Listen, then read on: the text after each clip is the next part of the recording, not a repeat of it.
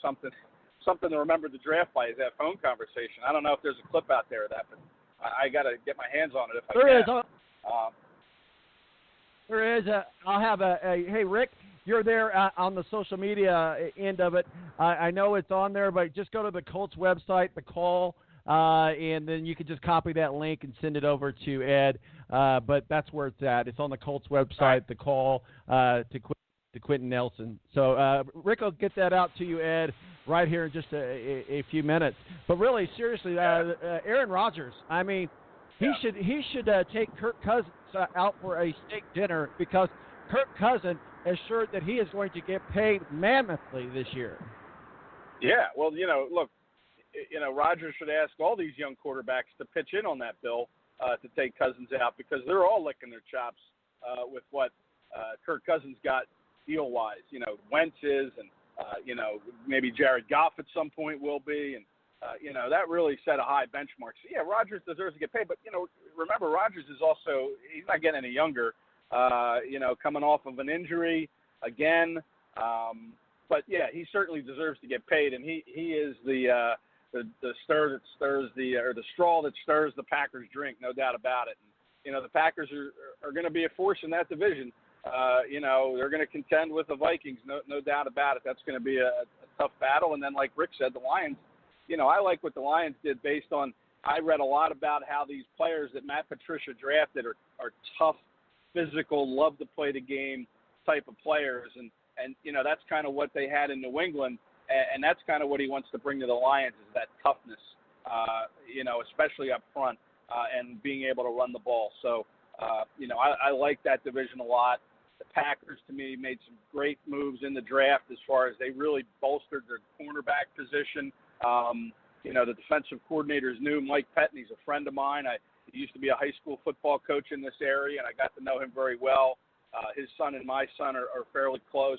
So I think that Mike Pettin and that defense, which has always been a question mark with the Packers during these last few years, that defense, I think it's going to be better. And then you put Aaron Rodgers at the head of that offense, and now you have more of a complete team. So, again, like the AFC South is going to be tough, I think that NFC North is going to be very tough as well.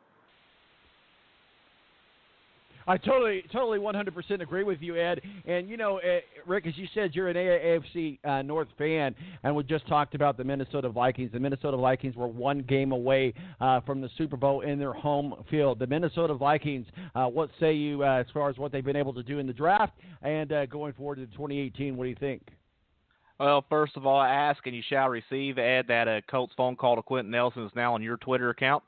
And I'm interested in seeing what Kirk Cousins can come in and do right off the bat with the Minnesota Vikings. That was a great pickup during the offseason.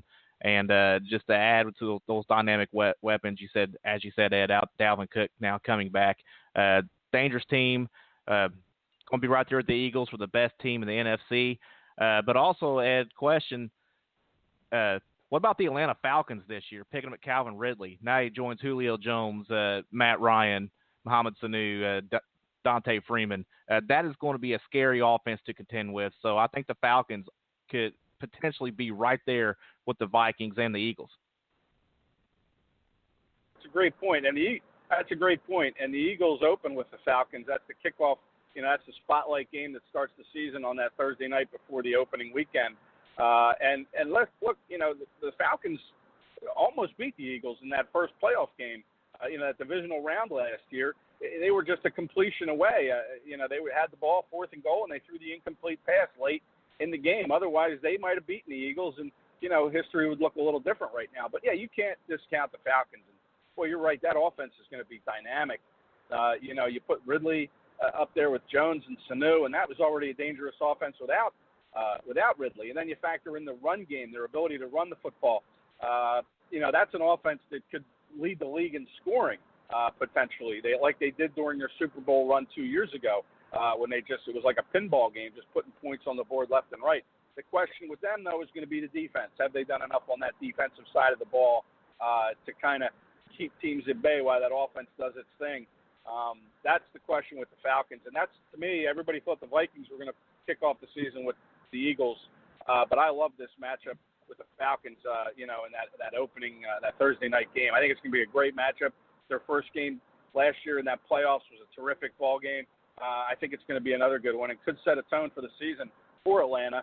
We'll see how quickly Ridley can, get a hold of the offense, and I think he'll be fine. And I think the Falcons will be a fun team to watch offensively. Well, yeah, let's talk a little bit about that that NFC South. You got the Panthers, you got the Saints, and you got the Bucks making some noise in the draft as well. So overall, what I'm seeing across the board with Tampa and New Orleans and Carolina, all getting A's for the draft this year. As we look at the NFC South, what are your thoughts? Yeah, well, the NFC or the Tampa Bay Bucks have two former Eagle linemen on that team. Bo Allen and Vinny Curry are now in Tampa, and they have Gerald McCoy, and then they drafted Vita Vea. I think they got Vita Vea. I think that was their pick. Tampa. So they've really done a good job addressing that defensive line, and we saw with the Eagles last year how a defensive line can carry a team. But again, with them, they've done a great job addressing that defense, especially that line. But where is Jameis Winston in his development? This is year 3 like it is for Mariota, and to me, Winston didn't really show a whole lot of progress last year, and so this is a big year for him to kind of step forward and show what he can do with this offense, because I think that defense is vastly improved in Tampa, and I like the Bucs. The Eagles play the Bucs this year, I think week 2 down in Tampa. Again, another great test for the Eagles. To see how they come out of the gate as defending champions. They go Falcons, then Bucks, and everybody's going to be gunning for the Eagles, and for the Bucks, if they can somehow find a win in that game, that could be a launching point for them to have a terrific season in that division. Yeah, absolutely, Rick. Let's get your thoughts a little bit on the AFC South, and we'll go on over to the AFC West.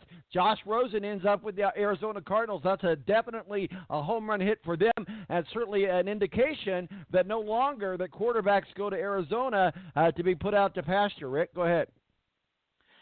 Yeah, the NFC South is basically a 3-man race, and I'm just saying that because I've just kind of lost faith in Jameis Winston down at Tampa Bay.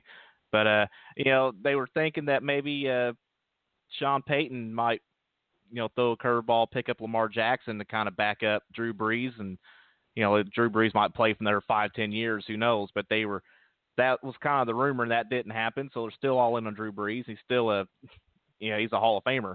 So he's still playing at that level. He's elite. So it's really New Orleans, Carolina, and Atlanta, and I like Atlanta in that division.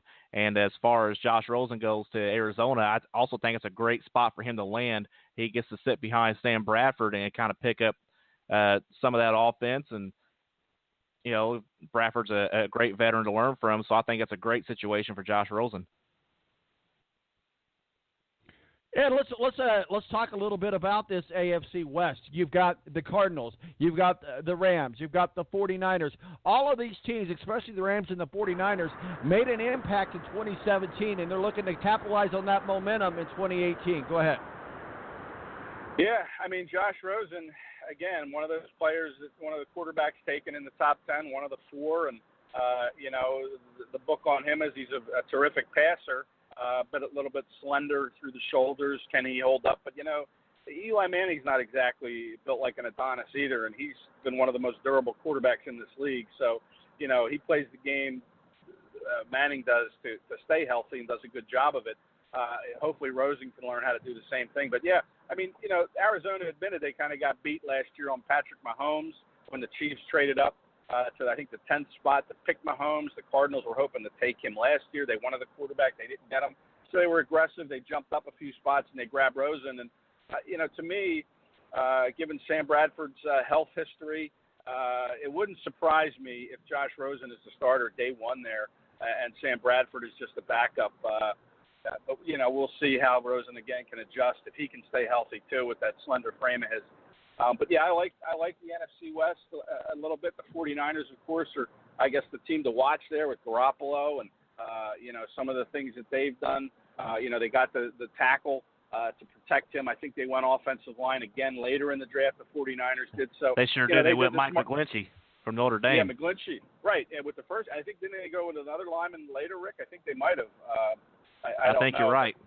I think they did, and I think they got it right because they know when you have a franchise quarterback, you have to protect him. And, maybe that's something the Colts didn't do with Andrew Luck, kind of neglecting that line, and now we see what happens. And, but, yeah, I think the 49ers are a team to watch. The Seahawks are kind of on the, you wonder what they'll be. Their Legion of Doom is no more. All those guys are scattered. Earl Thomas is still there, but, they're not the defense that they once were. Michael Bennett, of course, is now in Philadelphia. So, we'll see where they're trending. To me, they're kind of trending downward. 49ers are on the rise. Cardinals still have some work to do. And I'm forgetting a team there in the NFC West. Yeah, you're forgetting the Rams. The Rams. You're forgetting the Rams. They'll be right there with the Falcons, the Eagles, and the Vikings. Yeah. They're upper echelon. Yeah, you're right about the Rams are all in, aren't they? So Ed, all in. Yeah. So Ed, final question here, and I know we got to wrap things up here. Go back to your home camp, the Philadelphia Eagles. Carson Wentz, Nick Foles. Nick Foles wins the Super Bowl for you. Carson Wentz is your starting quarterback as of now. Let me ask you this: how big of a leash does Carson Wentz have this year, or are they all in with Carson Wentz and Nick Foles is all in, being happy where he's at? Well, Nick Foles has agreed to stay on another year beyond. He had a one-year deal, or 1 year, I should say, left on his deal, and that was 2018. Now, him and the Eagles negotiated another deal to keep him here. The Eagles gave him a nice little raise of about $3 million after what he did for them last year, stepping in and becoming the Super Bowl MVP. But this is Carson Wentz's team. He was picked second overall and has done nothing to deserve any seat on the bench at all. He was having an MVP year last year before the knee injury, and he's a big reason why the Eagles even made it into the Super Bowl, because they were 11-2 when he went out. So when he's healthy and ready to go, this is Carson Wentz's team. His leash will be as long as you want it to be. It'll stretch from Philly to Indianapolis, Tom, because he's not going anywhere. Foles, as far as him being happy, yeah, he wants to start again. He's a competitor who wouldn't. But, him and Wentz are very good friends. He wants to see Carson get his, so to speak, in terms of a Super Bowl ring, even though Wentz did get one. He wasn't in the ultimate game as a starter. Foles was. But Foles is a friend of Wentz's. He wants to see him do well, and he's more than happy to subjugate whatever ego he has to make sure Wentz can get his. And then, beyond 2018, we'll see. It's a mutual option year the Eagles and the Foles have put together for 2019. In other words, if the Eagles want Foles back and Foles wants to come back, then that's the way they'll go. If one of them wants to part ways, then they'll go that way. So he's signed, sealed, and delivered for 2018, and he'll be happy to sit behind Wentz. I don't think Wentz will be ready game one. He might be, but if he's not, Foles will be there.